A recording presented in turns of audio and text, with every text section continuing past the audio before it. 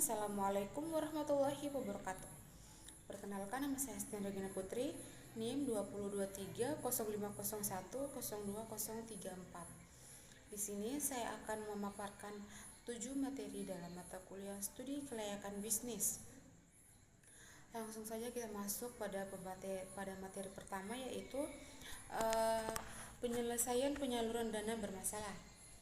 Materi ini itu membahas tentang pembiayaan atau penyaluran dana yang mengalami kendala pembayaran oleh nasabah.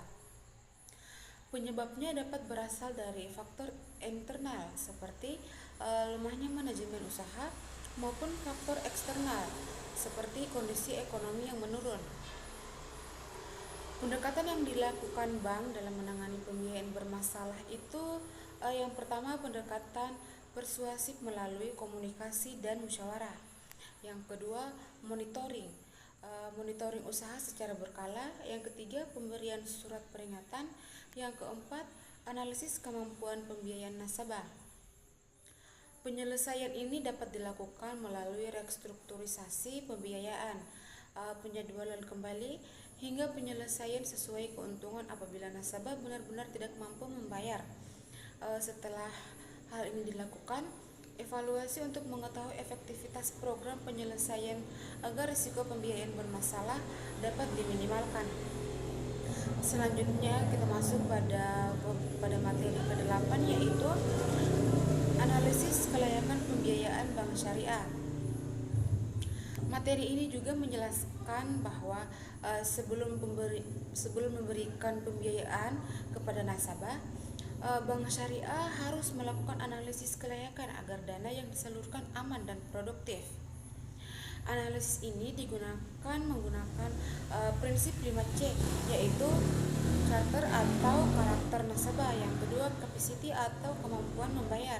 Yang ketiga, capital atau kondisi modal. Yang keempat, jaminan, dan yang kelima, kondisi ekonomi. Selain itu, bank juga menggunakan memorandum pembiayaan dan perangkat analisis sebagai dasar pengambilan keputusan, sehingga risiko pembiayaan bermasalah dapat ditekan. Selanjutnya kita masuk pada materi ke-9, yaitu kebijakan dan teknik pembiayaan pada bank syariah. Kebijakan yang menjadi pedoman bank syariah dalam menyalurkan pembiayaan sesuai prinsip syariah dan ketentuan OJK atau Otoritas Jasa Keuangan. Beberapa poin penting dalam materi ini itu, yang pertama, kebijakan pembiayaan harus menerapkan prinsip kehati-hatian. Yang kedua, penyusunan rencana pembiayaan dilakukan agar penyaluran dana tepat sasaran. Yang ketiga, analisis kelayakan menggunakan metode seperti 5C dan analisis syariah. Yang selanjutnya, administrasi pembiayaan harus lengkap, tertib, dan akuntabel agar meminimalkan risiko hukum maupun pembiayaan. Selanjutnya kita masuk pada materi ke-10, yaitu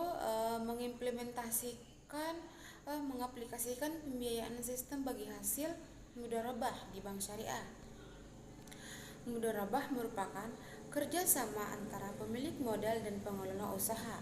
Keuntungan dibagi sesuai dengan nisbah yang disepakati, sedangkan kerugian ditanggung oleh pemilik modal selama bukan karena kelalaian pengelolaan. Jenis mudharabah itu terdiri dari beberapa. Yang pertama, mudharabah mutlaqah atau tanpa batasan usaha. Yang kedua, mudharabah muqayyadah, yaitu dengan batasan tertentu. Selanjutnya, kelebihan sistem ini adalah lebih adil karena menggunakan prinsip bagi hasil bukan bunga. Namun, penerapannya juga memiliki tantangan seperti risiko moral hazard dan kurangnya transparansi laporan usaha dari nasabah. Selanjutnya kita masuk pada materi ke-11, yaitu pembiayaan murabahah di bank syariah. Murabahah adalah akad jual beli di mana bank membeli barang yang dibutuhkan oleh nasabah. Kemudian pihak bank itu menjualnya kembali dengan harga pokok ditambah margin keuntungan yang telah disepakati. Dalam akad murabahah ini, Bank wajib menjelaskan harga pokok dan besarnya keuntungan secara transparan. Murabahah terdiri dari dua jenis, yaitu murabahah tanpa pesanan dan yang kedua murabahah berdasarkan pesanan. Keunggulan dalam murabahah adalah harga dan angsuran sudah pasti sejak awal sehingga memberikan kepastian kepada nasabah. Perbedaannya dengan sistem bunga adalah keuntungannya itu diperoleh dari transaksi jual beli, bukan dari pinjaman berbunga. Selanjutnya kita masuk pada materi ke-12, yaitu akad bai as-salam dalam perbankan syariah. Bai as-salam merupakan akad jual beli di mana pembayaran dilakukan di awal, sedangkan barang diserahkan di kemudian hari sesuai dengan kesepakatan.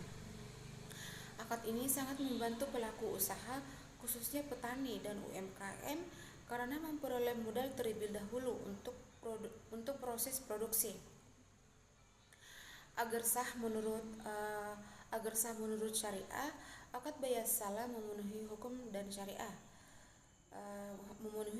syarat, yaitu dengan adanya penjual dan pembeli, spesifikasi barang yang jelas, harga yang dibayar penuh di awal, serta waktu penyerahan barang yang telah disepakati. Dalam perbankan syariah itu, akad ini menjadi salah satu bentuk pembiayaan sektor real yang sesuai dengan prinsip Islam. Mungkin itu saja yang dapat saya sampaikan. Lebih dan kurangnya mohon dimaafkan. Wassalamualaikum warahmatullahi wabarakatuh.